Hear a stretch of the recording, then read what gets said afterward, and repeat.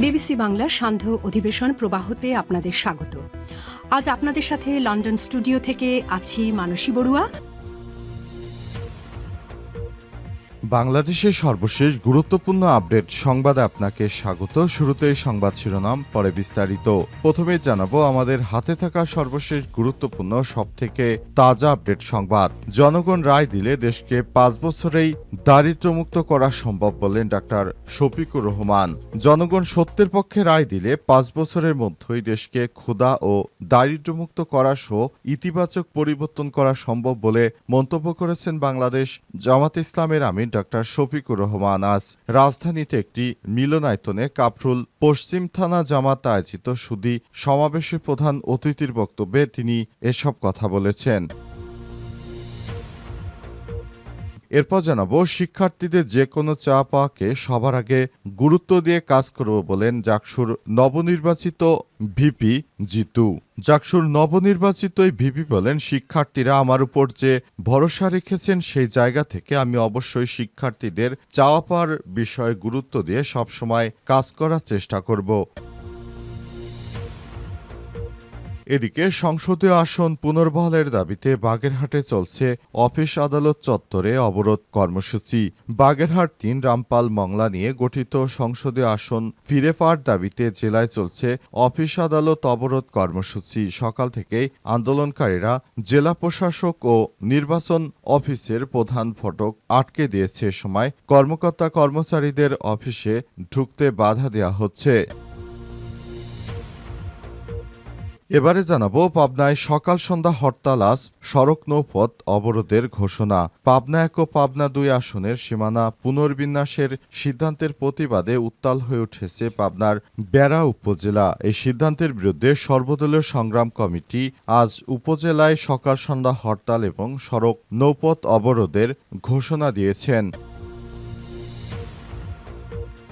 এবং সর্বশেষ জানাবো লন্ডনে উপদেষ্টা মাহফুজ আলমের উপর হামলার নিন্দা জানালো অন্তর্বর্তীকালীন সরকার। লন্ডনে তথ্য সম্প্রচার উপদেষ্টা মাহফুজ আলমের উপর হামলার ঘটনাকে তীব্র নিন্দা জানিয়েছে সরকার। আজ অন্তর্বর্তীকালীন সরকার এক বিবৃতিতে এই তথ্য নিশ্চিত করেছেন। প্রধান উপদেষ্টার প্রেস উইংয়ে এক বিবৃতিতে ঘোষণা করা হয়, 12 সেপ্টেম্বর মাহফুজ আলম বাংলাদেশের জুলাই বিপ্লবের প্রথম বার্ষিকী উপলক্ষে লন্ডনে সোয়াস ইউনিভার্সিটি অব লন্ডন আয়োজিত কর্মসূচি শেষে রোববার একদল বিক্ষোভকারীরা বাংলাদেশ হাইকমিশনের গাড়িতে ডিম নিক্ষেপ করে এবং কিছু সময়ের জন্য গাড়ির পথরোধের চেষ্টা চালায়। তবে মেট্রোপলিটন পুলিশের চেষ্টায় সেখানে দুষ্কৃতকারীরা কোনো কিছুই করতে পারেনি। প্রিয় দর্শক, এতক্ষণ শুনছিলেন সংবাদ শিরোনাম, এবারে বিস্তারিত।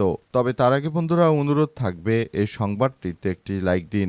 এই চ্যানেলে আপনি নতুন হয়ে থাকলে আমাদের সংবাদটি দেখতে দেখতে চ্যানেলটি সাবস্ক্রাইব করে রাখুন। কমেন্ট করে বন্ধুরা আপনার মূল্যবান মতামত জানিয়ে দিন আপনি বিশ্বের কোন দেশ থেকে বা বাংলাদেশের কোন স্থান থেকে আমাদের সংবাদটি দেখছেন এবং শুনছেন। আর বন্ধুরা, এই সংবাদটি আপনার সোশ্যাল মিডিয়া ফেসবুকে শেয়ার করে বন্ধুদেরও দেখার সুযোগ করে দিন। এবারে বিস্তারিত। জনগণ রায় দিলে দেশকে 5 বছরেই দারিদ্র্যমুক্ত করা সম্ভব বললেন ডাক্তার শফিকুর রহমান।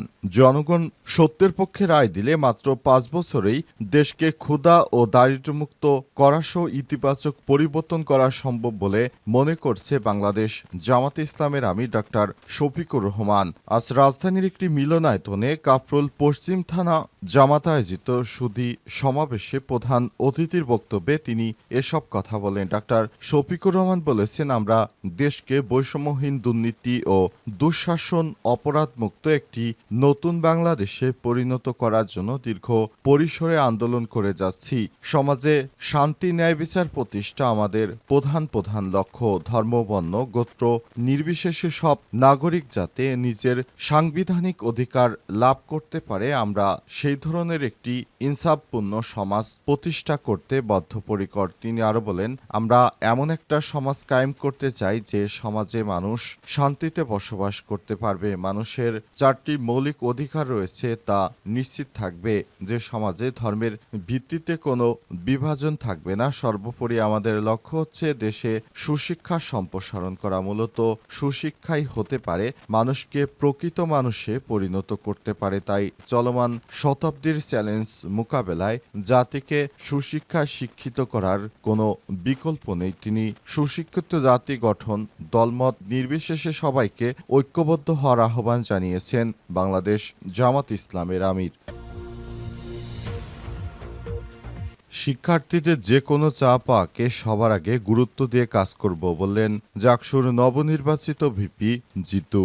শিক্ষার্থীদের যে কোনো ধরনের চাপাকে আমরা সবথেকে বেশি গুরুত্ব দেব বলে মন্তব্য করেছেন জাকসুর নবনির্বাচিত ভিপি প্রার্থী জিতু। তিনি বলেছেন, এই নির্বাচনে শিক্ষার্থীরা আমাদের পাশে দাঁড়িয়েছে বিদায় আমরা জয়লাভ করতে পেরেছি। সুতরাং এই নির্বাচনের এই জয় আমার নয়, এই জয় শিক্ষার্থীদের সবার, আমার একার কোনো জয় নয়। এ সময় তিনি আরও বলেছেন, আমরা চাই বিশ্ববিদ্যালয়টিকে একটি সুন্দর পরিবেশের আওতায় নিয়ে আসার জন্য এজন্য অন্তর্বর্তীকালীন সরকারের প্রধান উপদেষ্টা প্রফেসর ডক্টর মোহাম্মদ ইউনূসের সরকার যে কর্মসূচি দিয়ে সুন্দরভাবে রাষ্ট্র পরিচালনা করছেন, আমরাও ভবিষ্যতে একইভাবে দেশটাকে সুন্দরভাবে এগিয়ে নিয়ে যাওয়ার জন্য আমরা সব রকমের প্রস্তুতি গ্রহণ করতে শুরু করেছি এবং আমাদের বিশ্ববিদ্যালয়টিকে আরও কিভাবে আধুনিক করা যায়, বিশ্ববিদ্যালয়ে যে সব সমস্যা রয়েছে জাহাঙ্গীরনগর বিশ্ববিদ্যালয়, সেসব সমস্যা সমাধানে আমরা কাজ করতে চাই বলে মন্তব্য করেছেন তিনি আরো বলেন, সবাইকে একসঙ্গে মিলেমিশে থাকতে হবে। শিক্ষার্থী ভাই বোনেরা, আপনারা নিজেরাই জিতেছেন। আমার জেতা মানে আমার একার জেতা নয়, আপনারা সবাই রয়েছেন আমার সঙ্গে। সবার ভালোবাসা নিয়ে আমি ভবিষ্যতে আরো সামনের দিকে এগিয়ে যেতে চাই বলে জানিয়েছেন জিতু।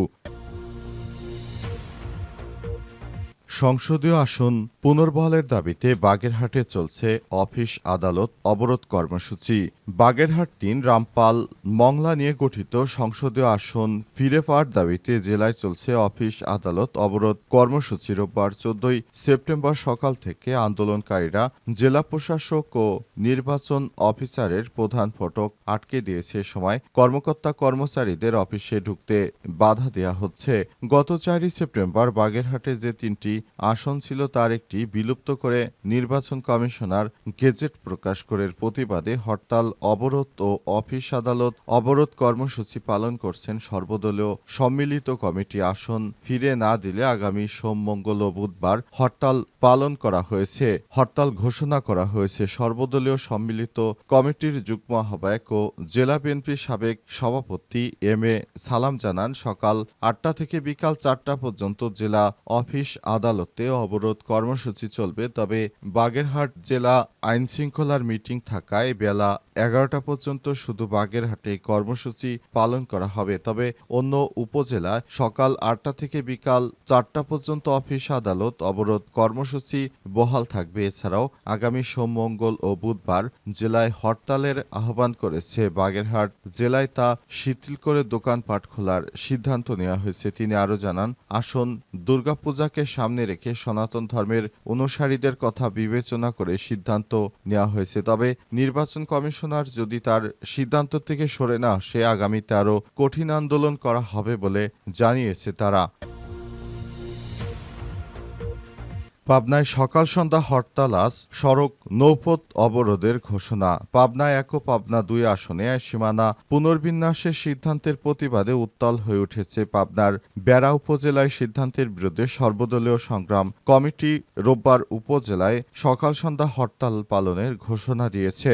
শনিবার ১৩ সেপ্টেম্বর বেড়া পৌরসভার ফকির রাইস মিল প্রাঙ্গণে আয়োজিত এক জরুরি সভায় এই কর্মসূচি ঘোষণা করা হয়। সভায় সভাপতিত্ব করেন সর্বদলীয় সংগ্রাম কমিটির আহ্বায়ক ও বেড়া পৌর বিএনপি সভাপতি ফজলুর রহমান কবির। এর আগে গত শুক্রবার সন্ধ্যায় বেড়া পৌরসভা উপজেলা ৪ ইউনিয়নের রাজনৈতিক ও ব্যবসায়িক নেতৃত্বে শ্রমিক সংগঠনের প্রতিনিধি ও বিভিন্ন শ্রেণী পেশার মানুষ একত্রে হয়ে ৬৮ পাবনা ১ সর্বদলীয় সংগ্রাম কমিটি গঠন করেন। তারা নির্বাচন কমিশনের সাম্প্রতিক সীমানা পুনর্বিন্যাসের সিদ্ধান্তে তীব্র প্রতিবাদ জানিয়েছেন। কমিটির নেতৃত্বরা জানান, স্বাধীনতার পর থেকে পাবনা 1 আসনটি গঠিত ছিল পুরো সাঁথিয়া উপজেলা, বেড়া পৌরসভা ও বেড়ার 4টি ইউনিয়ন নিয়ে। অন্যদিকে পাবনা 2 আসন ছিল বেড়ার বাকি 5টি ইউনিয়ন ও পুরো সুজানগর উপজেলা। কিন্তু নির্বাচন কমিশনের সিদ্ধান্ত অনুযায়ী পাবনা 1 আসন হবে শুধু সাঁথিয়া উপজেলা আর বেড়া সুজানগর উপজেলা নিয়ে গঠিত। পাবনা 2 আসন এই সিদ্ধান্তে ক্ষুব্ধ হয়ে উঠেছে বেড়াবাসী। তারা অভিযোগ করছেন এতে তাদের রাজনৈতিক ও প্রশাসনিক স্বার্থ ক্ষুণ্ণ হবে। প্রসঙ্গত গত 4 আগস্ট ত্রয়োদশ জাতীয় সংসদ নির্বাচনের জন্য 300 আসনের চূড়ান্ত সীমানার প্রজ্ঞাপন জারি করে নির্বাচন কমিশন। এরপর থেকেই ক্ষোভে ফেটে পড়েন বেড়াবাসী। গত 4 সেপ্টেম্বর তারা ঢাকা পাবনা মহাসড়ক 2 ঘন্টা অবরোধ করে বিক্ষোভ করেছিলেন।